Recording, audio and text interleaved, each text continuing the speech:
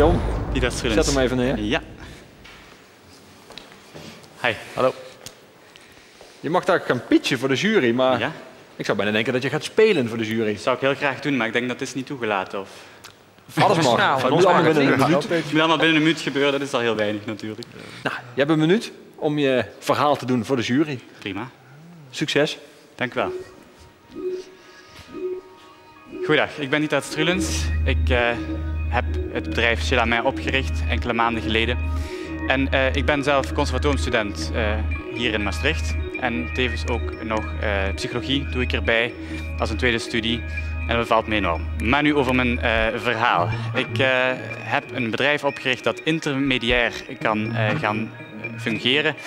Als een, zeg maar als een bedrijf dat kan kijken naar wat voor netwerk hebben we, wat voor muziek kunnen we presenteren, hoe kunnen we mensen samenbrengen, getalenteerde conservatoriumstudenten, hoe kunnen we die verenigen om dan ook rendabel concerten te gaan geven, zodat we eigenlijk het hele idee van subsidies voor cultuur in dit concept gaan ontkrachten, waardoor we dus helemaal vrij worden dat we eigenlijk muzikaal gaan vermarkten. We gaan dus live optredens vermarkten voor klanten die dus allemaal blijkbaar heel graag ook ons willen boeken en dergelijke. We hebben al een heel aandeel aan klanten ondertussen.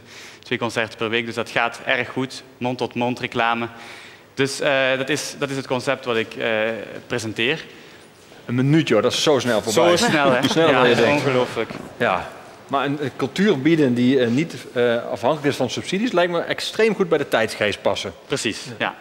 Het lucratief maken van concerten, dat klinkt heel ambitieus, maar volgens mij probeert heel cultureel Nederland dat al. We gaan maatwerk bieden. We gaan kijken wat willen ze horen, welke instrumentatie, welke bezetting, welk genre. En dan gaan wij maatwerk bieden aan die klanten. En dat is een concept dat volgens mij werkt en waar ik ook alleen in Limburg als enige binnen de Euregio actief ben. Ik ken geen directe concurrentie op dat vlak. Dus dat is iets wat volgens mij enorm aanspreekt en wat nieuw is. Wat innovatief is. Wordt het een hogere prijs die je gaat vragen voor het optreden? Omdat wij conservatoriumstudenten zijn, kunnen wij eigenlijk, omdat we niet afhankelijk zijn van een vast salaris, wat bij heel veel ouderen wel zo is, dus mensen die echt afhankelijk zijn, verplichtingen hebben en dergelijke, die moeten natuurlijk hun hele kost daarmee verdienen. En wij kunnen als bijverdiensten zeg maar vrij lage prijzen vragen, waardoor dat aantrekkelijk wordt voor klanten. Dus het is vooral aantrekkelijk nu jij nog ongehuwd bent en geen 3 kinderen hebt. Precies, en ik hoop dat dat nog even blijft. Ja. Maar daar haal je wel bij mij een kernvraag naar boven. Ben jij van plan om hier een serieus bedrijf van te maken? Of is dit een leuke bijverdienste voor je studietijd? Ik wil via de bijverdienst hier een serieus bedrijf van maken. Dus ik wil zorgen dat dit uitgroeit, regionaal, liefst ook nog een klein beetje met wat filialen, wat faciliteiten. Dus dat we echt gaan uitbreiden met dit concept. Dat ik een groter netwerk krijg, dat ik ook mensen kan nemen uit verschillende regio's, die samenbreng voor een concert. Maar het is helemaal, u vraagt wij draaien. Dus als Precies. ik zeg, ik wil het hele oeuvre van Bruce Springsteen hierop horen, maar dan andersom gespeeld. Prima. Ja, met Als de ik maar vraag, vertel. kan dat? En dan zeggen wij, dat kan of dat kan niet, want we gaan geen half werk doen.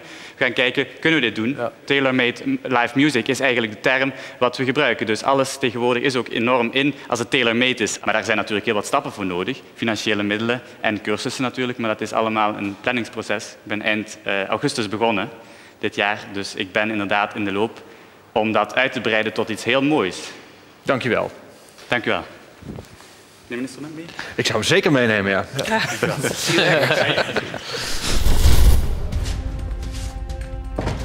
Wat vond je van de vragen van de jury?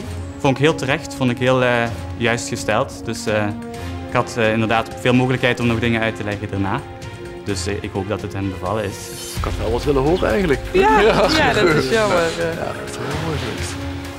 Enthousiaste gast, Ja. Ja, heel charmant. maar vooral vaktechnisch, om het maar zo te zeggen, aan de inkoopkant bezig en Ja. te weinig aan de verkoopkant. Ja. Kunstenaar, geen zakenman. Ja, dat zie je natuurlijk vaak. Dat zie je vaak. Ik vraag me serieus af, misschien voor bedrijfspartijen, dat zou kunnen, maar bruiloften. Ik ga natuurlijk niet iemand inhuren voor mijn bruiloft waarvan ik niet weet waar die mee aan gaat komen. Dan ga je kijken, gericht kijken naar wat je wil hebben. En dus ik denk dat hij daar wel degelijk mee concurreert met gewoon de bands. Eens, en eens. Maar ik denk ook dat dat te maken heeft met onbekend is onbemind. Hè. Het zal bekend moeten worden. Ja.